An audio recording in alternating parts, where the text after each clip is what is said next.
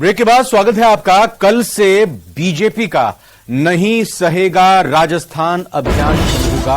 BJP राष्ट्रीय अध्यक्ष JP Nadda इसका शुभारंभ करेंगे। प्रदेश बीजेपी अभियान की तैयारियों में जुटी हुई है और इस कार्यक्रम में बड़ी तादाद में कार्यकर्ता जुटेंगे। सभी संभागों और जिलों में आंदोलन शुरू किया जाएगा। आंदोलन से संबंधित ऑडियो, वीडियो और पोस्टर का विमोचन होगा। आंदोलन से जुड़ी वेबसाइट को भी जारी किया जाएगा। आंदोलन के दौरान 15 दिन तक कार्यक्रम अलग अलग तरह से आयोजित होंगे। प्रत्येक विधानसभा में एफआईआर कैंप भी लगाए जाएंगे। तो बीजेपी भी कोई कोर कसर नहीं छोड़ना चाहती है सरकार पर हमला करने के लिए, और इसी लिहाज से जैसे जैसे अब समय आगे बढ़ता जा रहा है उसके तहत बीजेपी नई नई रणनीति के साथ आगे आ रही है। कल से बीजेपी का नहीं सहेगा राजस्थान अभियान शुरुआत होगी।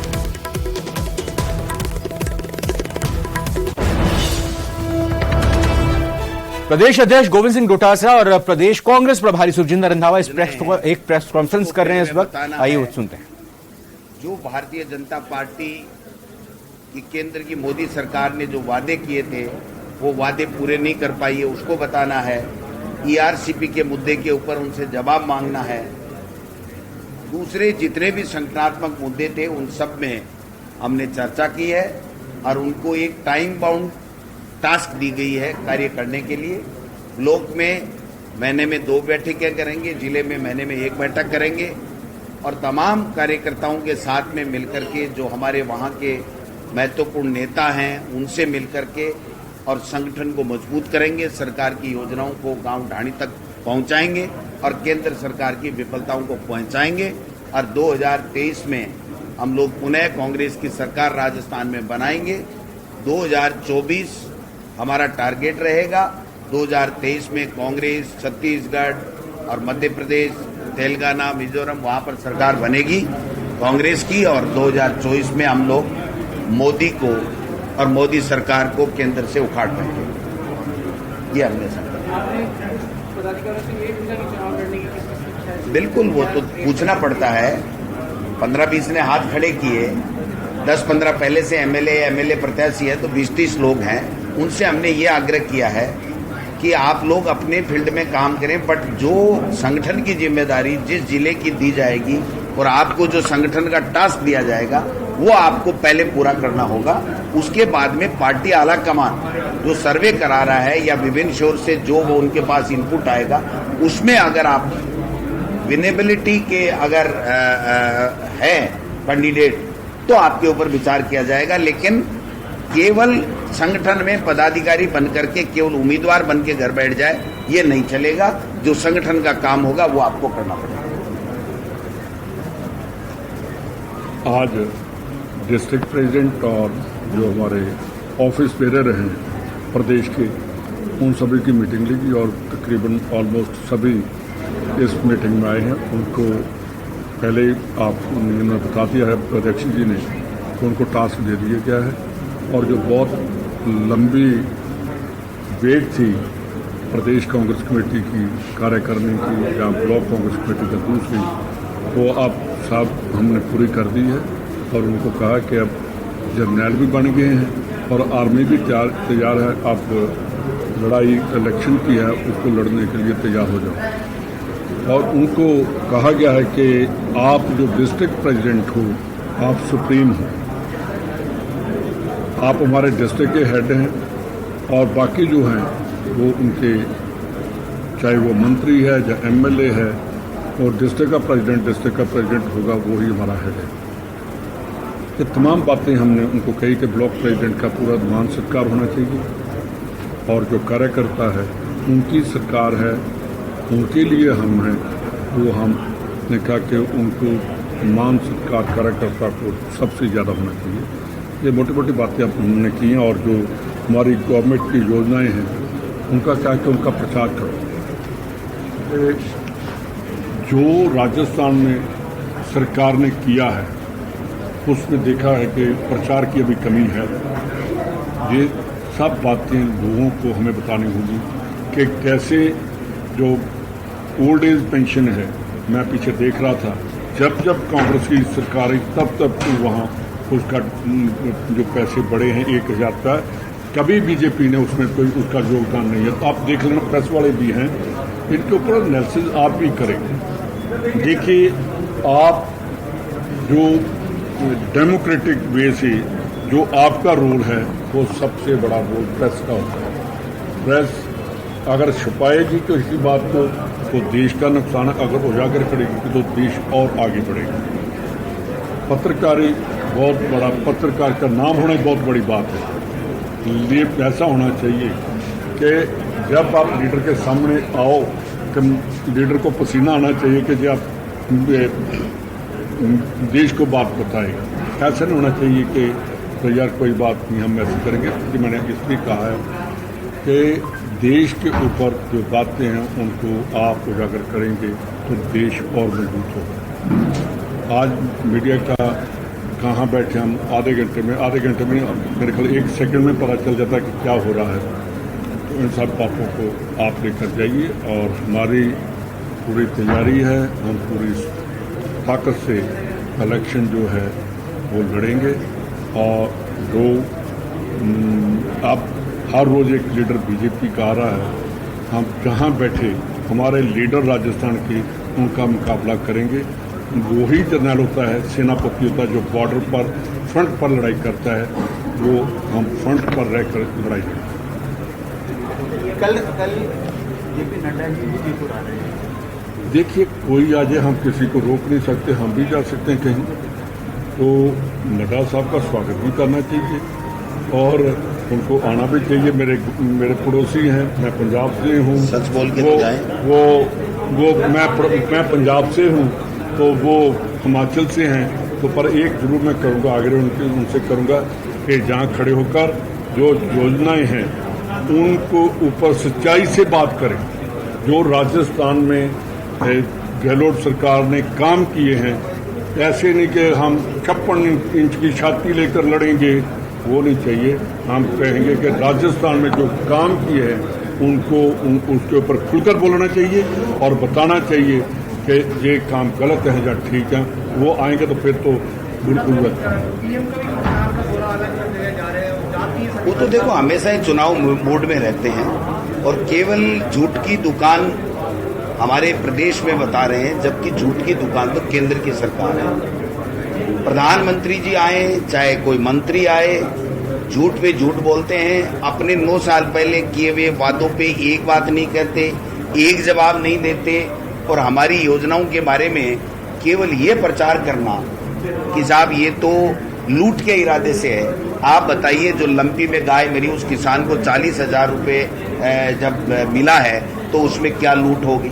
आप बताइए, 500 रुपये में सिलेंडर हम दे रहे हैं तो बाकी का पैसा गैस एजेंसी के पास में जा रहा है, तो उसमें हमारी क्या लूट हो सकती है? तो ये कहना, क्या किसान का बिजली का बिल माफ हो रहा है तो उसमें क्या लूट हो सकती है? किसान का, आम आदमी का 25 लाख का बीमा इलाज फ्री हो रहा है तो उसमें क्या लूट हो सकती है? ये तो सब बातें, तो इसलिए उनका कहना, उनका आना कोई फर्क नहीं है। राजस्थान की जनता ने मन बना लिया। कर्नाटक से भी बुरा हाल इस भारतीय जनता पार्टी का राजस्थान में होने वाला है। बीजेपी को जो करनाल में रैली करने के लिए मजबूर कर रहा है, मोदी जी को बुलाना पड़ता है। देखिए, वो तो उनके इवेंट मैनेजमेंट है। इवेंट मैनेजमेंट वालों ने बता दिया कि एक बार दौसा में कर लो, एक बार वहां उदयपुर में कर लो, एक बार झुंझुनू में कर लो, एक बार जाटों में कर लो। ओबीसी का अपमान करने वाले लोग ओबीसी को क्या सौगात देंगे? प्रदेश अध्यक्ष पूनिया जी को हटा करके और क्या संदेश देना चाहते हैं ये ओबीसी को? क्या ये नहीं बताना चाहिए इनको कि भाई हमारा इन इवेंट मैनेजमेंट में ये उद्देश्य है? अगर देश का प्रधानमंत्री आता है, जिस इलाके में आता है, अगर मानगढ़ में आया, मानगढ़ के स्मारक को राष्ट्रीय स्मारक घोषित करके जाते हैं। अगर खरनाल में आ रहे हैं तो कोई राजस्थान को मैसेज देके जाए। दौसा में गए, ईआरसीपी को राष्ट्रीय परियोजना देके जाते, तब तो आना देश के प्रधानमंत्री का सार्थक था। वरना तो चुनावी मोड में हैं, आते हैं, फिर समय मिलता है तो विदेश में पर्यटन के लिए चले जाते हैं। वो तो उनका अपना काम है, वो करें। जनता समझ चुकी है, राजस्थान की जनता कांग्रेस की सरकार से बहुत खुश है, उसकी योजनाओं से बहुत खुश है, उसकी काम से बहुत खुश है। और हम लोग 2023 में पुनः कोई भी आए बीजेपी का यहाँ नेता 2023 में कांग्रेस की सरकार बनेगी। रंधावा जी वेणुगोपाल जी कह रहे हैं सितंबर में टिकटों की लिस्ट आ जाएगी। 45 दिन बचे, किस तरह सर्वे जारी है, क्या क्राइटेरिया होगा टिकटों वो का? हमारी तैयारी होगी, अब आपको नहीं बताएंगे। तो वो जब लिस्ट डांगी जी जब लिस्ट आएगी सबसे पहले आपको ही देंगे। दूसरी एक बात, मैंने कहीं व्हाट्सएप पर देखा, पता नहीं कौन बीजेपी का लीडर वीर तेजा जी के वहाँ आ रहा है, तो मैं उनसे पूछना चाहता हूँ कि वीर तेजा जी जो जाट थे, किसान थे, तो 1.5 साल तक गवर्नमेंट ऑफ इंडिया ने, बीजेपी की गवर्नमेंट ने उनको क्यों बैठाए रखा? आप किसानों को कौन ने उनकी बात सुनी? क्यों 3 काले कानून लेकर आए?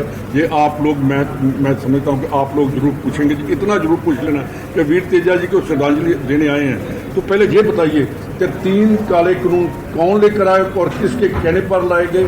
और किसानों को 1.5 साल तक 700 किसान वहाँ दिल्ली में बैठा शहीद हो गया, उसका जवाब कौन देगा? ये बीजेपी वाले को जवाब देना पड़ेगा। रंधावा साहब, नई टीम प्रदेश कांग्रेस की बनी है, आज की मीटिंग भी थी, क्या आने वाले चुनाव में उनमें से अधिकतर आपके कैंडिडेट भी हो सकते हैं? क्या कोई क्राइटेरिया लगा जो संगठन में काम करेगा? देखिए, कैंडिडेट डोटासरा जी हमारे पीसीसी प्रेसिडेंट भी हैं, इलेक्शन भी है। अगर कोई अच्छा कैंडिडेट होगा और जो हमारे जो सर्वे चल रहे हैं तो इलेक्शन लड़ सकते हैं, ऐसी कोई बात नहीं है, हार्ड एंड फास्ट रूल नहीं है। पर ऐसा है कि हमने जिनको बनाया उनको कहा कि आप लोग इलेक्शन लड़ाओगे, उसके बाद आपका जो है जो बनता है मान सत्कार वो हम करेंगे। और ये भी कहा कि जो कार्यकर्ता हैं उनकी हम ज़्यादा लीडरों से ज़्यादा हमारे मन में उनके लिए सत्कार है, जो कांग्रेस के लिए लड़ाई लड़ते हैं, जो कभी आए नहीं, जयपुर नहीं पहुंचे, कभी दिल्ली नहीं जाते, वहाँ मोर्चे पर बैठे लड़ाई करते हैं, उनके लिए हम सबसे ज़्यादा ध्यान रखें। Thank you.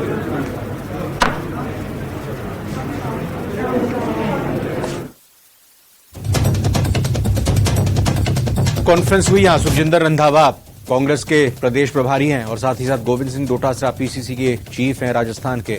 प्रेस कॉन्फ्रेंस के दौरान ये कहा गया कि आज जो पदाधिकारियों की और जिलाध्यक्षों की बैठक हुई उसमें कैसे कांग्रेस को 2023 में एक बार फिर से लाना है प्रदेश में, उसको लेकर चर्चा की गई है। और किसी तरह की एंटी इनकम्बेंसी प्रदेश में नहीं है। लगातार सरकार के कामों को जनता सराह रही है और केंद्र सरकार पर भी जमकर निशाना इनकी तरफ से साधा गया। सहकारिता उप रजिस्ट्रार देशराज यादव द्वारा रिश्वतखोरी का मामला, जिसमें भ्रष्टाचार के आरोपियों पर गाज गिरी है। सहकारिता प्रशासन ने कार्रवाई करते हुए देशराज यादव समेत घूसखोरी में शामिल इंस्पेक्टर अरुण प्रताप सिंह को निलंबित कर दिया है। जयपुर भ्रष्टाचार के आरोपियों पर यह गाज गिरी है। गृह निर्माण सहकारी समितियों से वसूली करने का यह मामला है। आपको बता दें, सहकारिता उप रजिस्ट्रार देशराज यादव द्वारा रिश्वतखोरी का यह मामला, जिसमें सहकारिता प्रशासन ने देशराज यादव को निलंबित किया है। घूसखोरी में शामिल इंस्पेक्टर अरुण प्रताप सिंह को भी निलंबित किया है। एसीबी की सूचना के बाद सहकारिता प्रशासन ने निलंबन के आदेश जारी किए हैं। एक सीकर से बड़ी खबर आपको बताते हैं। यहां पर मुख्यमंत्री की वीसी के दौरान झपकी लेते विधायक जी दिखाई दिए। नगर परिषद में झपकी लेते हुए विधायक जी नजर आए।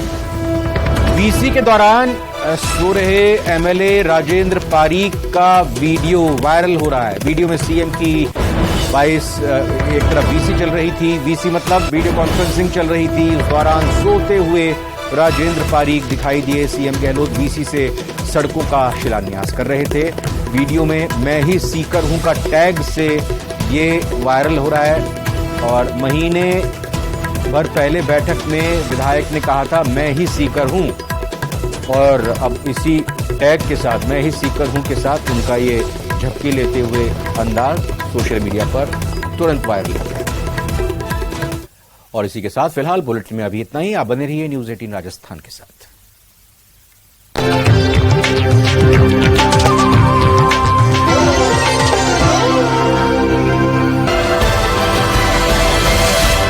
डॉक्टर किरोड़ीलाल मीणा ने भ्रष्टाचार के मामले को लेकर एक बार फिर कांग्रेस पार्टी पर निशाना साधा। कहा विधायक मुख्यमंत्री बनकर बैठे हैं और सरकार हर चीज में मनमानी कर रही है। तो करौली कांड पर जसकौर मीणा ने राजस्थान सरकार पर हमला बोला। कहा राजस्थान में सुरक्षित नहीं है महिलाएं। बीजेपी के प्रदेश चुनाव प्रभारी प्रहलाद जोशी ने कहा राजस्थान में कानून व्यवस्था खराब है। करौली के हिंडौन सिटी में कुएं में लड़की का शव मिलने के मामले को लेकर डॉक्टर किरोड़ीलाल मीणा धरने पर हैं और डॉक्टर किरोड़ी ने आरोपियों की गिरफ्तारी, परिजनों को नौकरी और 50 लाख की आर्थिक सहायता की मांग रखी है। बीजेपी ने आज विधानसभा के पहले ही दिन अपने इरादे साफ कर दिए। कानून व्यवस्था के मुद्दे पर सरकार के खिलाफ नारेबाजी की। राजस्थान विधानसभा सत्र का पहला दिन हंगामे की भेंट चढ़ गया। करौली में दलित युवती